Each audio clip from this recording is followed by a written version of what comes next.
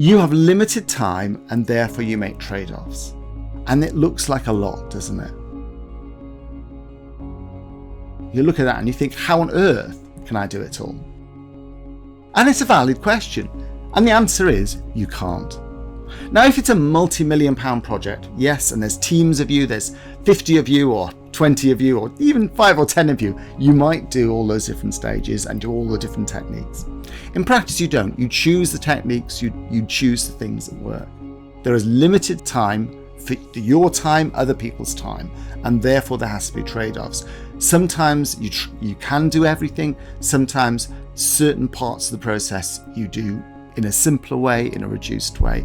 You make choices about what's the most appropriate technique to use that gives you the maximum benefit with the minimum effort. And that always has to be true in any design process.